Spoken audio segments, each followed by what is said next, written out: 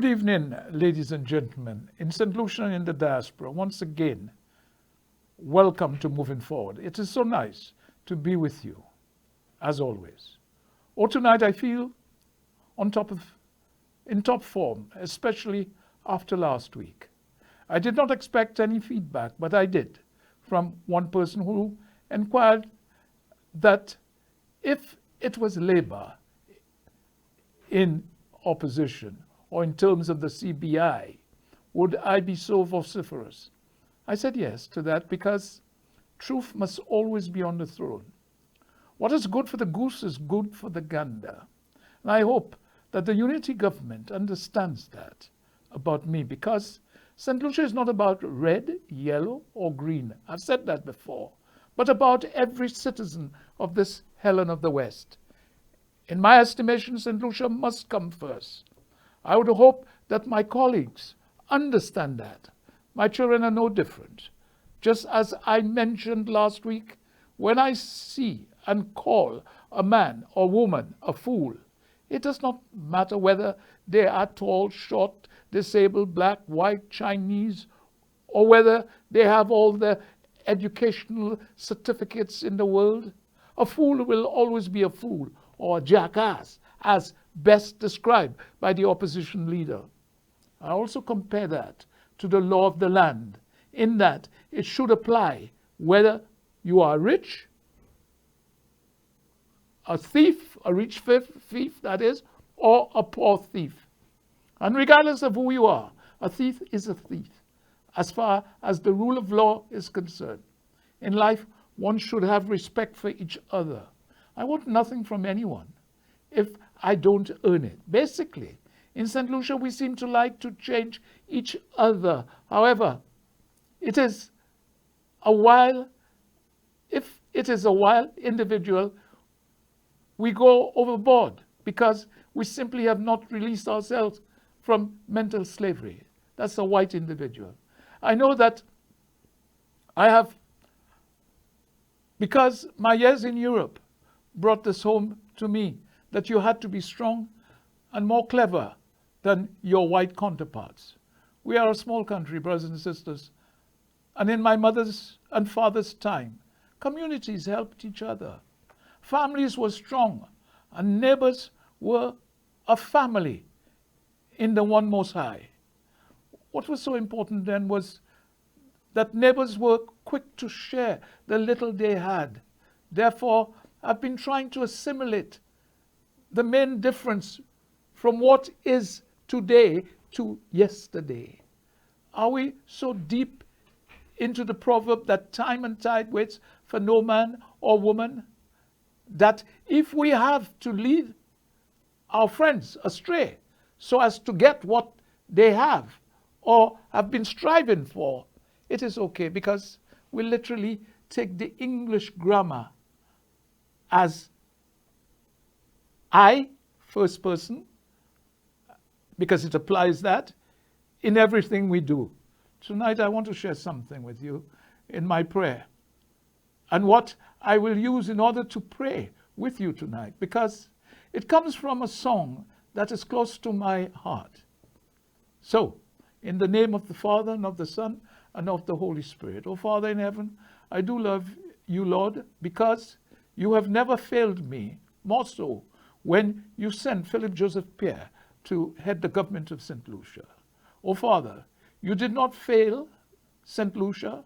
However, I want to confide in you that from the moment I wake up, I feel your strength. Therefore, the majority of the nation loves you, because you have led us through the fire in the darkest of night. You were close like no other. We have known you as a father, but we have also known you as a friend. Therefore, we live in the goodness of you as our Father in heaven.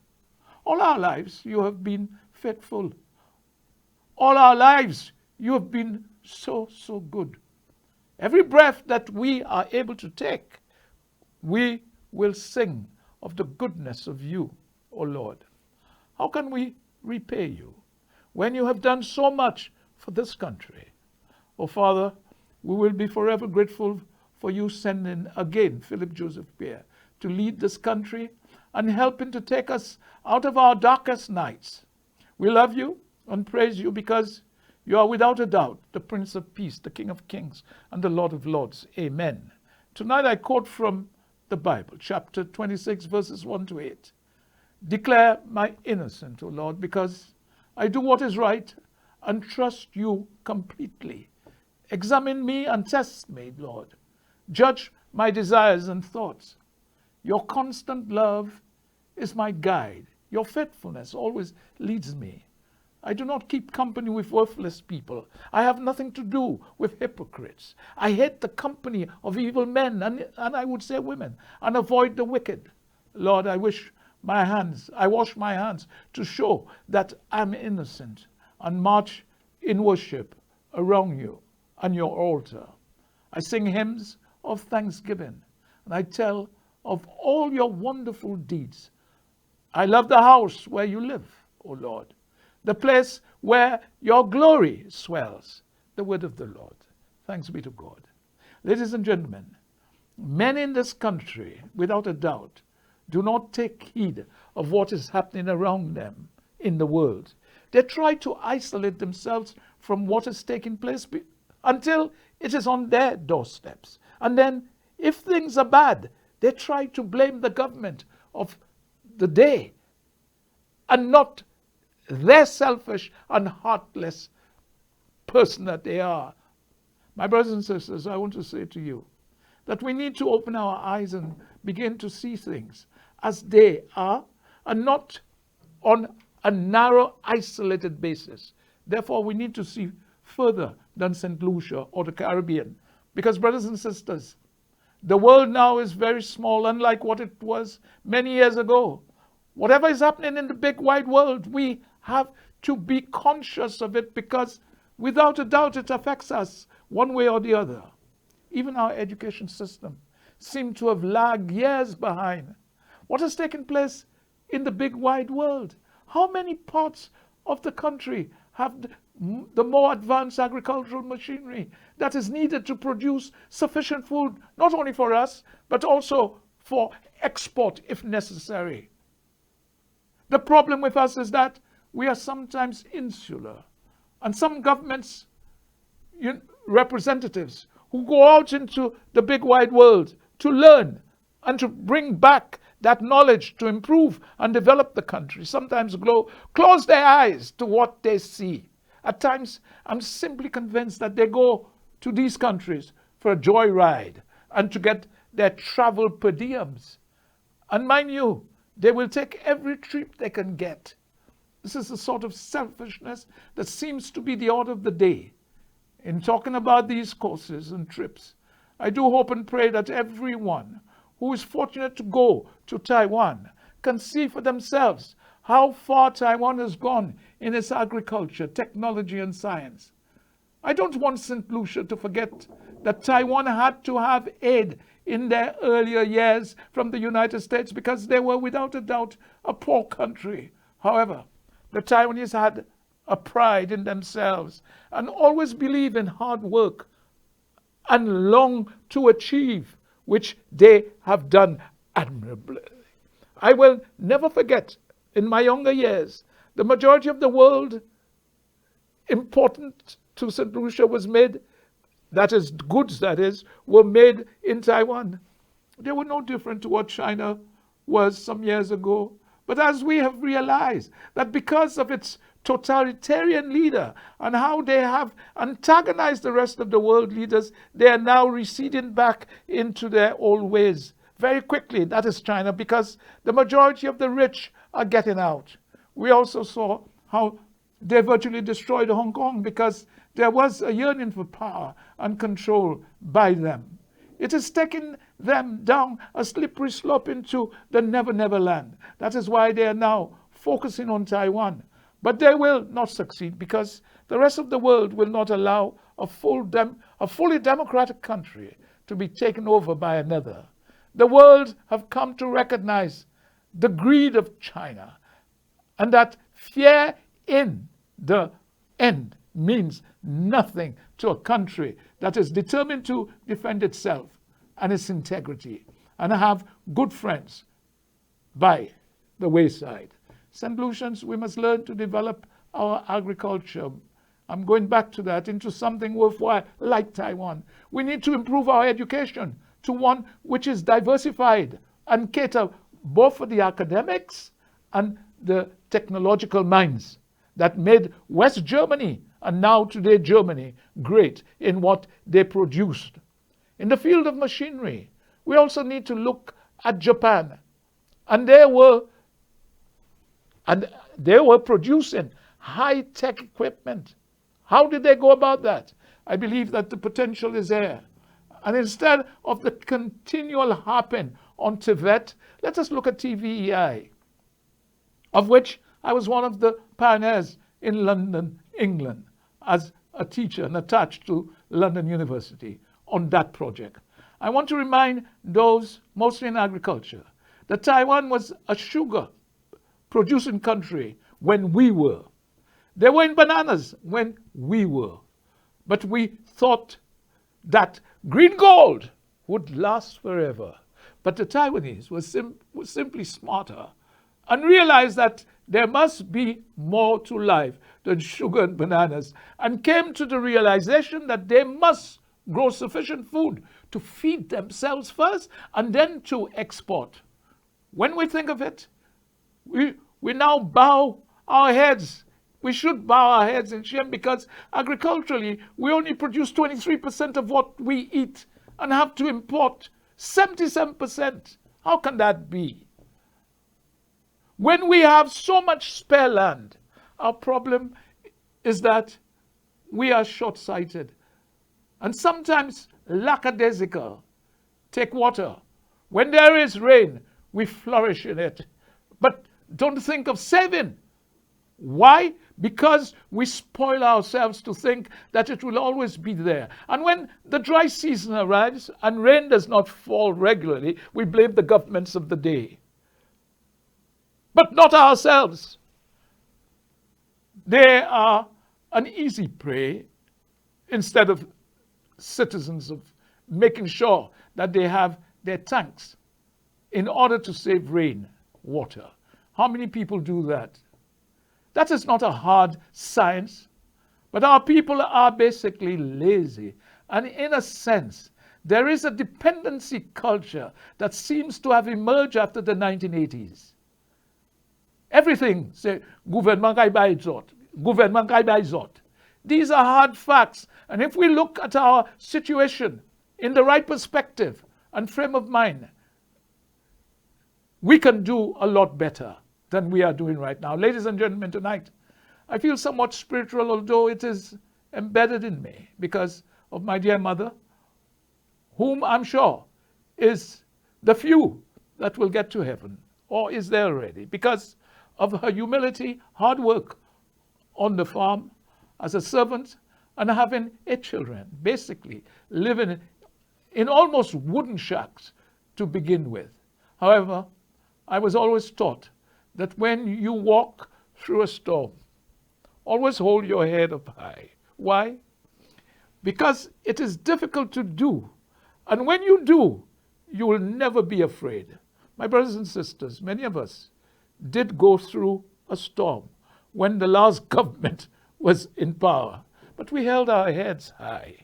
Many of us did drive through that storm in which it was raining so hard that we could hardly see. But we made it to July 2021 from 2016. It was a difficult journey, but we had the strength and determination to kick the United Records of the Poor out into oblivion. And it's at this juncture I will take my first break, and I'll be back.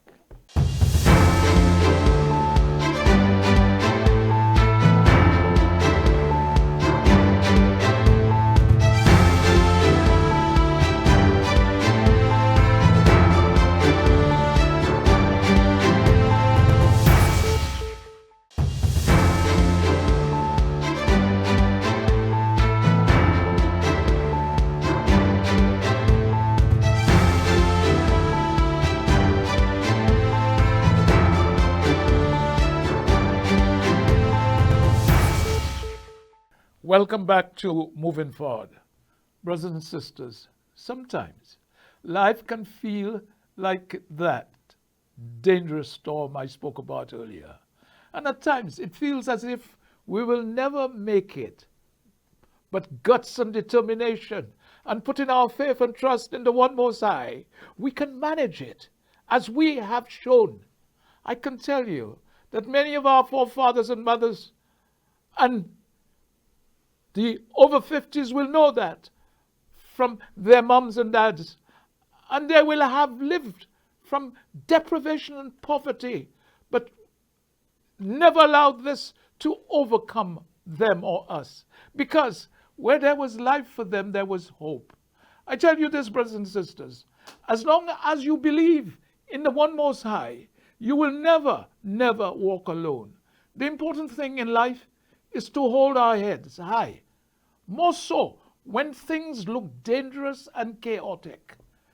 Therefore, that is when we did learn to come together and working together and praying together to certainly overcome the trials and tribulations that had beset us with a government that undeserved our support.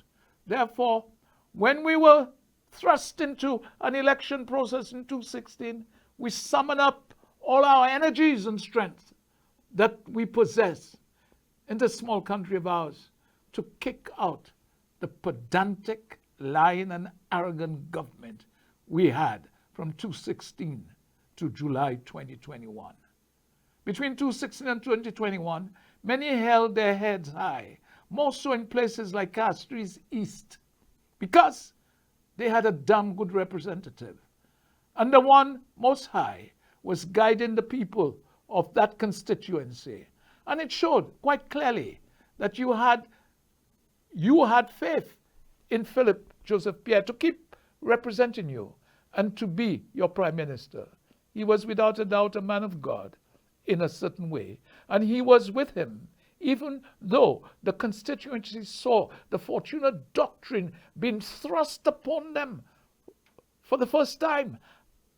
And they literally felt the brunt of it.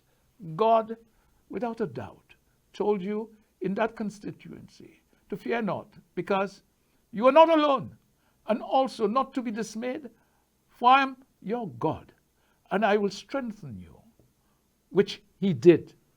Yes, he did help, because he upheld the constituency with its righteous right hand. People in that constituency held their heads high because they knew that God was walking with them, and therefore they were not afraid of the dark clouds and storms that were ranging around them. Why? Because they knew full well that at the end of the storm there's a golden sky, and within it there was a rainbow which symbolizes hope. In July 2021, we seem to be walking on with hope in our hearts, trusting, because we believe that we will never walking alone in this country, and that the Holy Spirit and the Holy One was by our side. Therefore, I want to take the opportunity to say quite categorically that I have trust and faith in the unity government. And as I mentioned a few names last week, because these are the ones I know well enough. The others, I have faith in them, but do not know them so closely. However, I can vouch for the work that is being done. In my research, I know that they are doing a tremendous amount of work for the poor in their constituency. More so, the representative for Southeast Castries and Babono, who are reshaping their constituencies and bringing new life into the community. It is at this juncture I take the opportunity to go back to last week's Moving Forward. I received a message that made me question whether some had sincerity, or as to whether, with my support for Labour in terms of the CBI, that if the boot was on the other foot, as I mentioned before, would I be so vociferous? Well, I'm repeating that because it's important. Well, I want to say to the individual concerned, yes, indeed, because I know of no other way in life but to be truthful. First to myself and then to others. I remembered day in, day out. I remember, without a doubt, to be true to myself. And because of that, I can't be false to no man. That has been instilled in me from a very young age. As I said, my dear mother can vouch for that, because she always said that she had 8 children. But there is one that tells the truth and says it as it is. And you may not like him for that, but he's my son, Dennis. He does not hold back, whether you like it or not. I bow to no man but God. What is wrong is wrong. And I can never be, and that is the right view to have. I cannot be anything else. Too many politicians think that they are clever. So much so, they always want to con their constituents. I can't do that. By telling them that it is raining when it is dry out there. That's fiction. This, I believe sincerely, is the heights of dishonesty also. For example, Alan gave the Chinese the opportunity to come to St. Lucia visa-free because of his dealing with T.O.R. King and others. That is why I was simply worried about the Galaxy deal. How can that be right? Kenny, under his premiership, did not mind Chinese coming visa-free, but it also had to be the same for St. Lucians going to China, which was not accepted. We simply cannot allow these people to come here with the reputation they have in the world at present, especially in Taiwan. They have somehow infiltrated some government institutions, causing as much harm as they can. We saw this not too long ago in the House of Representatives with the fights we had on an issue that was not necessary in Taiwan. The leader of the House is a sympathizer of the Chinese government and probably, as alleged, is paid heavily. And we have a past president who seems to be in their pockets also in Taiwan. For them, it is power at all cost. Taiwan, I must confirm to all, was never part of the PRC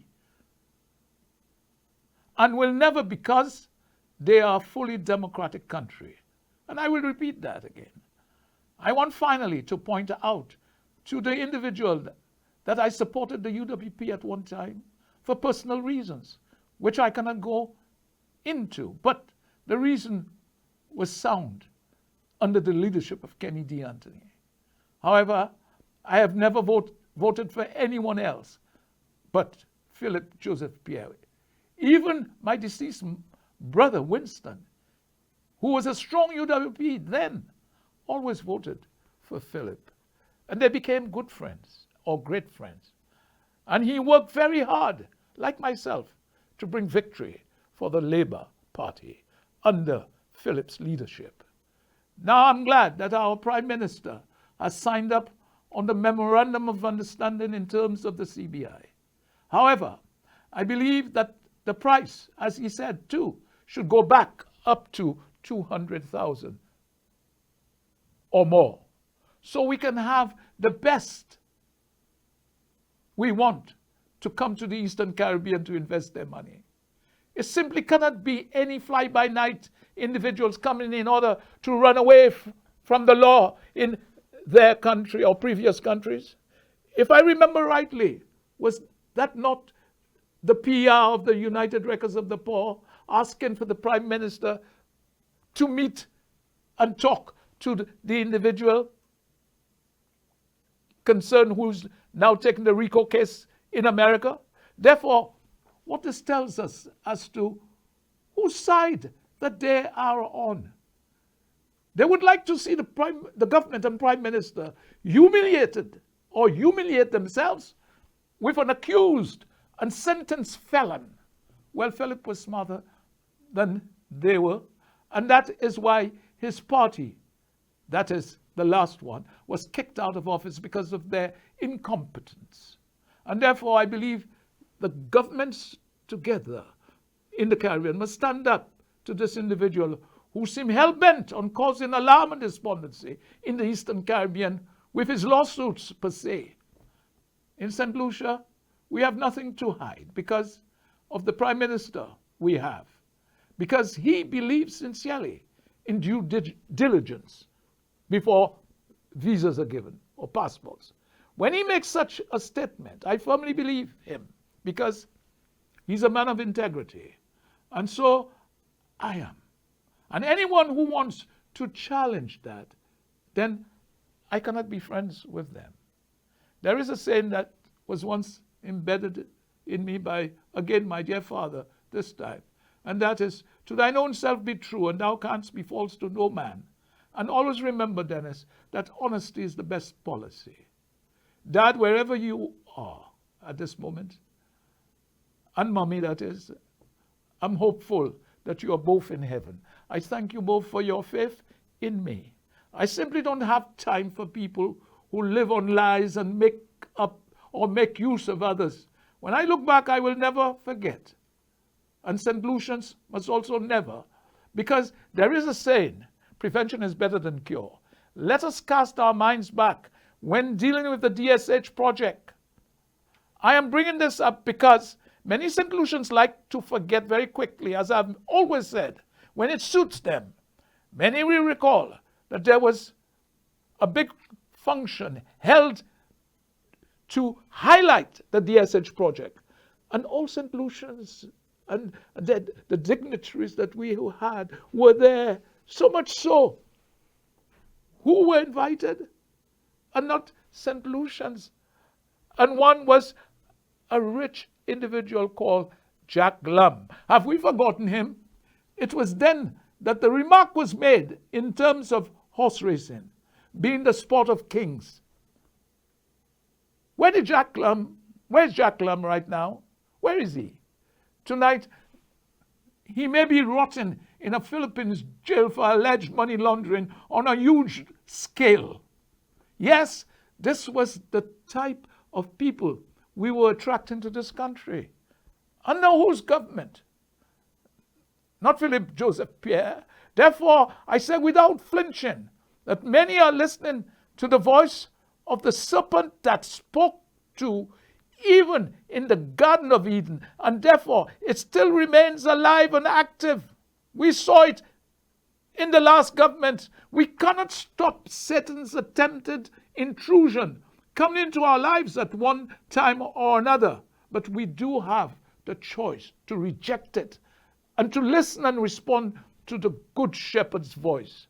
As I mentioned to you, one of my favorite is without a doubt is that the Lord is my shepherd. Because without a doubt, his guidance and steadfast presence through green pastures, still waters, path of righteousness, and shadowy valleys of dark times, and dwellings in the house of the Lord. That's where we should be forever.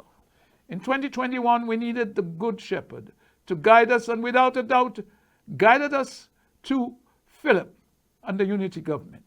Many of us kept the faith because we realized something that Christ said on this earth, that man shall not live by bread alone, but by every word, or the very word that proceeds from the mouth of God. We are told time and time again, if we will listen, that God's word will never direct us to something that goes against his nature or character. So although learning to discern and listen to his voice is a lifelong journey, you can count on this fact. The more you know God, the more clearly you can hear him. I tell you this, brothers and sisters, when I was both in the British Army, the Corps of Royal Signals, and the British Air Force, I was the only black man on some camps. I always prayed to my God to protect me and to give me the courage to overcome some of the names I was being called because of my color or complexion. I had to be strong and to make a vow with his help, that I would never become that I would become a highly educated man, but would never forget my roots and who I am. Even when I was selected to go to Taiwan as a research fellow for 1 year in the first place to do the research on why the democratization of Taiwan is a barrier to one China principle. This is where I met the ex-foreign minister who has now become promoted to a higher position in the new government.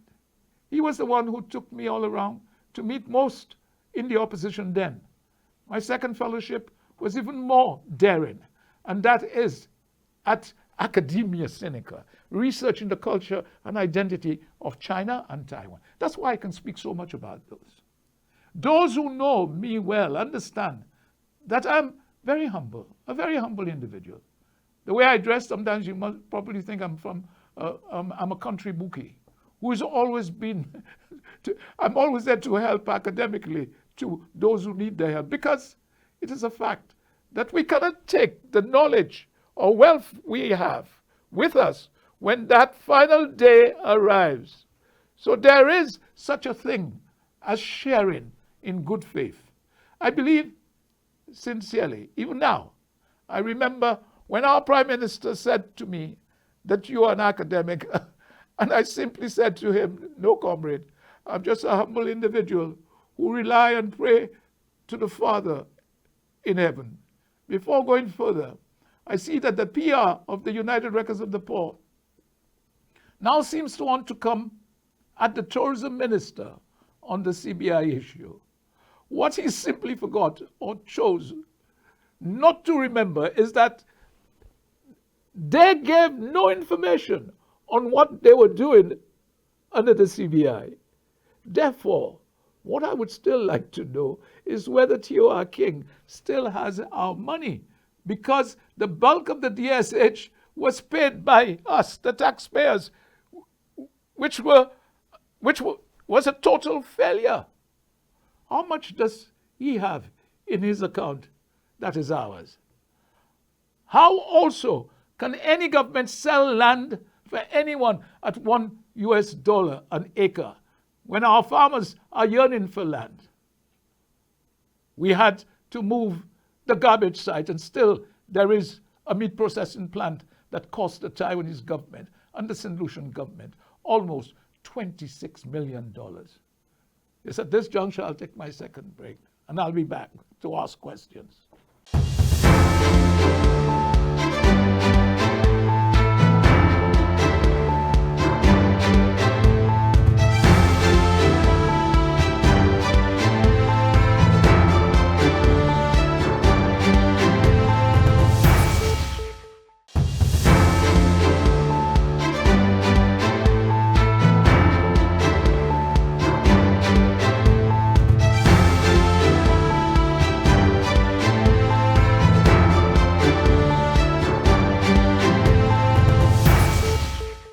Welcome back to Moving Forward. Now, I was talking about the $26 million meat processing factory. And the DSH, TOR King, said that they were going to build 2 small meat processing factories that he would build for that one main factory, so as to put the DSH. However, simply nothing, and yet has been built, and yet you want this government to be accountable when it is not necessary.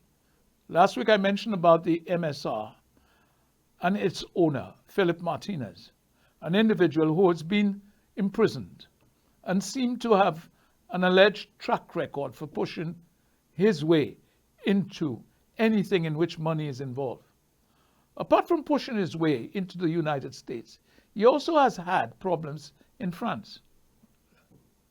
He seems to want to manipulate the system to suit himself because, as has been alleged, all he wants is to make money and more money.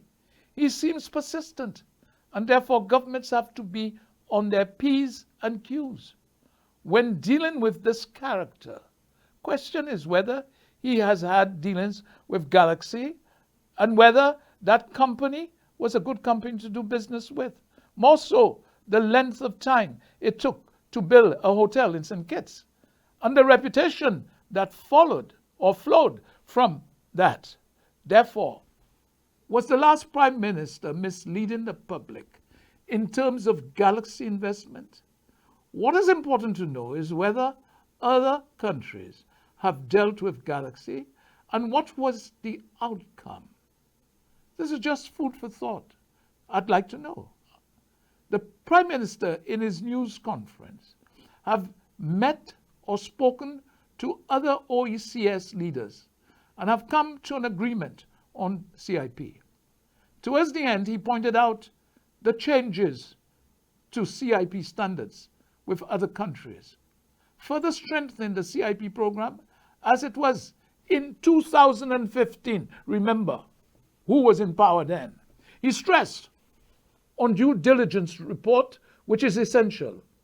He wanted to remind reporters that what St. Lucia was proposing was what was there before. He also pointed out that it was reversed by the last government.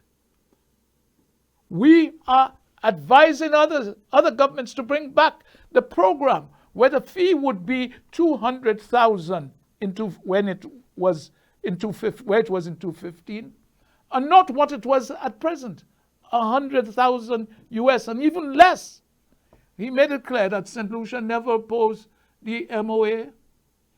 He also made the point that St. Lucia had some contractual obligations that they have to sort out.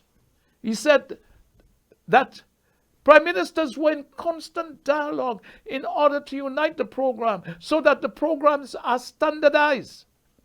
The Prime Minister has now made a statement on the issue of the CPI or CIP and has assured the public of the steps that has been taken with other OECS countries. Therefore, what I'd like to ask the opposition government's PR is whether they, the opposition, would like to be involved in everything that this government does.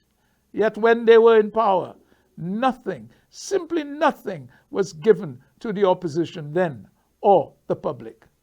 This PR on a previous occasion said, that is the opposition PR, that the government should have met the MSN individual, who everybody knows is just about making money for himself and can be alleged to be termed a dishonest individual because of his conviction for fraud in the United States. Not only that, once again, I want to ask the simple question as to who brought the company Galaxy to St. Lucia. Surely it was not the Labour Party. In my honest opinion, I believe sincerely that the opposition simply have nothing to get between their teeth so as to chew the government with, because they're simply doing a tremendous job of work and they don't like that. Before I finally come to an end tonight, I want to say to all St. Lucians something that appertains to us. It comes from Corinthians 4, 8 to 9. Paul writes, "We are hard-pressed on every side, yet not crushed. We are perplexed, but not in despair. Persecuted, but not forsaken. Struck down, but not destroyed. Because God is with us. Ask God to encourage you, and He will." That is simple. What many St. Lucians asked for in 2016, and they were rewarded with the demise of the United Records of the Poor, who were literally thrown out of office as though they were dirty bath water. There was a jubilance not seen since 1998. Ladies and gentlemen, when Labour took power, that is. Ladies and gentlemen, this is so exhilarating to hear. Why? Because we were crushed somewhat in 2016 to 2021. Yes, We were perplexed as far as I can remember, but never were we in despair, even with the ideas of the doctrine, as I mentioned, of Fortuna. That came to the fore then. Yes, we were somewhat persecuted because people were afraid to speak and were literally treated like mendicants, jackasses, and barking dogs. They were seen to be so, not by me, but by the leader of the opposition or prime minister then. The simple question I'd like to ask is whether they will still see themselves to be what their leader believed them to be.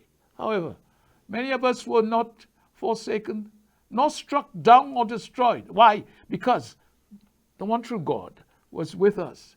Therefore, ladies and gentlemen, we must have faith in him, and we must always ask him to encourage us, and I'm sure he will. On another issue, as I look around the world, what is clearly to be seen is that among today's many troubling issues is the fact that families are enduring financial turmoil as prices for goods, gasoline, or petrol as you call it here, housing, and nearly everything else is skyrocketing. Bills are piling up and worries magnify, and therefore an increasing number of people are living paycheck to paycheck. At the same time, lawlessness is mounting, and some governments seem unable to deal with these issues. We are therefore no different. What can we do then? It is important for us to embed into our brains that precautions are vital in dangerous times. Once again, what steps can we take? And what is the most important action that we can take to bring about help, hope, and stability to our country? Most so, our families. Most of today's escalating costs are the results of inflation. The increase in the cost of goods and services, which decreases people's purchasing power. There is no doubt in my mind that we can, with the government, pull out of that vicious circle of poverty and begin to lift our standards to the higher heights. But it's important that our standards of education rises dramatically. I'm not talking about the arts subject, but we need to have a highly trained workforce. I'm not talking about doctors, lawyers, teachers, etc., but highly skilled engineers, new technological experts, and above all, agricultural science. At present, we can do more than 23% of what we need. It's important to grow the food we need to satisfy the island's needs, and then we can seriously consider exporting at least 50% of what we grow. However, it is important that we have those large farms where different parts of the country is growing particular products to export. Farmers therefore need modern day equipment. And as I have said before, so do fishers, so they can go out further and be safe, because the size of the fishing vessels and modern day safety equipment allows them to do so. I know that it will not be easy or cheap. Money has to be found to bring this island of ours up to the standards of modern day farming and fishing. What is now necessary in this country is a concerted effort to sort out our drainage problems. This is a serious business we have to sort out. Too many areas have a severe problem with the drainage system. And if we have to take modern day agricultural problems seriously, that we have to begin somehow with that drainage system. These are areas I am sure the World Bank will help St. Lucia in, because I'm sure that they are interested in the development of St. Lucia because of the vast potential under the unity government. I could not end tonight without taking up the interview I saw with Narrative and Dominic Fede in regards to underselling of passports and visa distribution. I spoke earlier on one side of it. Now here's the other side of his interview. When we thought that the CBI saga or issue had subsumed to the point we know what is now and what we have. We have Dominic coming out on an interview with Narrative. As I listened to the interview, I became very upset, especially when he mentioned the RICO case in the United States and had the audacity to mention the general manager of CPI and a minister. From what I gather, much of it dealt with the underselling of passport. The PM has made it clear that St. Lucia is strengthening their program and is especially putting in due diligence, which he thinks is very important. What St. Lucians should be aware of is that when talking about Galaxy Caribbean, I must know, and to make it clear, that it is the United Workers' Party who first had contacts with the investor or with the firm, and much was then known. Not much was then known about them. When the unity government came into power, much was already in hand. The deals that were made and signed by the previous government. Why didn't Dominic say these things? What this government did was to put things on a level playing field and made sure that everything was above board. What I therefore asked Dominic is whether he and his government had taken that precaution when they were in power and when they brought Galaxy here in 2017 or 18. He mentioned that there was a rigorous due diligence by the UWP. Well, all I can say to Dominic is to pull one leg, because if he pulls it, he will realize the other foot has bells on. Bidding, bidding. He mentioned that passports were being sold below the statutory requirement, and therefore concerns were raised by the US and Canadian government. What Dominic seemed to forget is what was going to take place at Canals. And the number of Chinese that would have been coming here, and as I mentioned before, visa-free to work. Dominic, what was alleged is that over 1,000 Chinese would be working here, and therefore, would any St. Lucian be employed? What Dominic is I want to ask him is, when they brought this developer to St. Lucia, there were lots of alleged unsavory things being said about them. Maybe, just maybe, these are the things that the St. Lucian unity government had to put straight before continuing with signing the MOU. He made the comment in the interview, which I took again offense to, is that the PM was sketchy and secretive when he was asked certain questions by the media. He was of the opinion that the Prime Minister conference with the press was simply a disaster.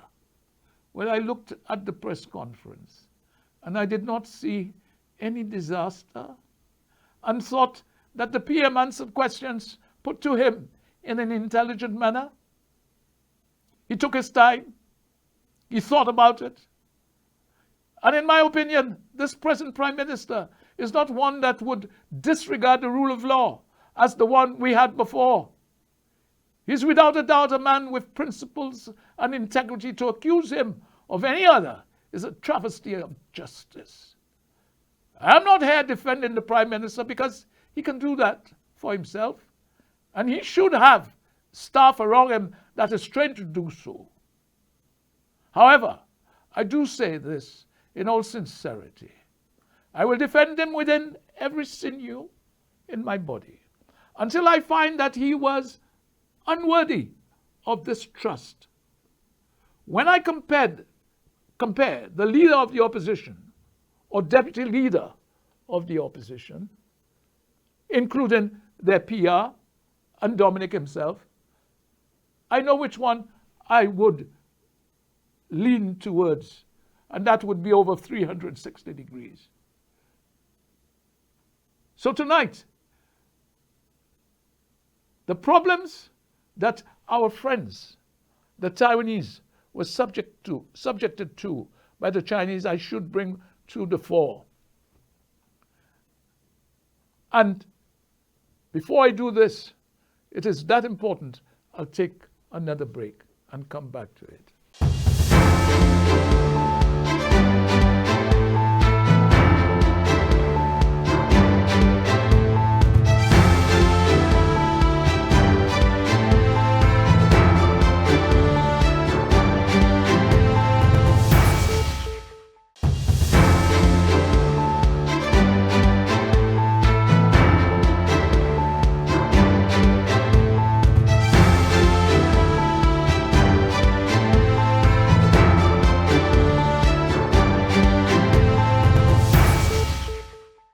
Welcome back to Moving Forward.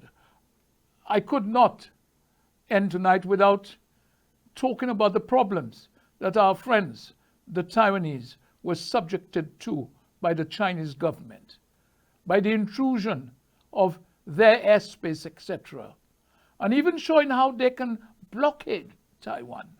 It is clear that is why they want the world to believe that the South China Sea and the East China Sea belongs to them. However, they are living in cloud cuckoo land because it is without a doubt a part of the seas where other countries do go through. Well, it is now clear that President Biden is bringing the United States back to the Far East because of China's provocation and its provocative actions and attitude towards other countries. Their strategy is now to enhance the Philippines' security in what they have and to increase the number of bases from 5 to 9. Therefore, attitudes in the Indo-Pacific is now changing and on a high alert. Hopefully before the next presidential elections in the United States, Taiwan will have provided themselves with all the military strength they need in order to defend themselves because of China's aggression perpetrated by the one we call Xi Jinping. What he has done is to bring many countries in that part of the world together because we now see Australia, India, the Philippines and others coming to take them on. I want to point out because it is significant as far as Japan, that is now becoming militarized to the hilt, because since the Second World War, it was a passive country. However, they are now getting stronger and will be able to take on China if necessary. China itself is becoming short on money, and they're building an productive industry in terms of employment that they had or had created is now in the doldrums or in the dumps because many manufacturing companies have pulled out of China. They're in serious financial problems. The weather pattern there, floods, dams are bursting. Their Belt and Road Initiative is now in shambles and in pieces. It is without a doubt a financial disaster.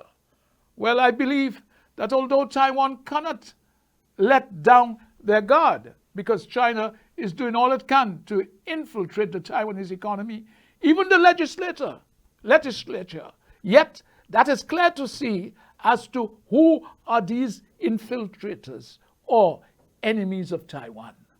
There is so much more that I want to say or talk about, and that I intend to write in depth an article of the present situation in the Taiwan Straits. But that will be for later. I do believe that it is time countries who are about freedom and democracy must say to China emphatically and loudly that any attack on Taiwan will also be an attack on us. And therefore, we will not stand by and don't come to Taiwan's aid, even little St. Lucia. So be warned and stop your intimidation and trying to put fear into the government of Taiwan and its people. Taiwan is a free democratic state that does not belong to China and have never belonged to the People's Republic of China. Oh, tonight, I hope that I have warmed your appetite as to what is happening, especially when some of the opposition are trying their best to undermine the Prime Minister and the unity government in St. Lucia. There is no doubt in my mind that we are beginning to see movement as far as the eye can see. I'm sure in the next few months, we are going to see the amount of work that will be created within the infrastructural program in St. Lucia. It will be a development unseen before in this country. And hopefully, this will lift the standard of living not only for some, but for all its people. What I said to the people of the country is to have faith, patience in the leadership we now have. Because the last was like a dark cloud that hovered over the country for over 5 long years. The good Lord has seen it fit to send us a Prime Minister in the person of Philip Joseph Pierre to lead us onto a brighter tomorrow. Once again, tonight I have tried to be honest because it is the only way forward, as people know where they stand with you. I believe sincerely if something is wrong, we should not be afraid to come out and say it, as long as you are honest and are always truthful in what you do and say. Always confront the truth, regardless how unpleasant and inconvenient the truth may be. We have to pluck up the courage to expose and face it if we are to achieve a better quality of life for all in this fair Helen of ours. There's no doubt in my mind that we must lift it to a higher destiny, to a new plateau of compassion, a more noble expression of humaneness, more so under Philip Joseph Pierre. Therefore, ladies and gentlemen, I bid you good night. And I hope that you will always remember and put into your heads that we are black and we are proud of ourselves. So go in peace to serve the One Most High. And a pleasant good night to you. God bless you all. Good night and good night.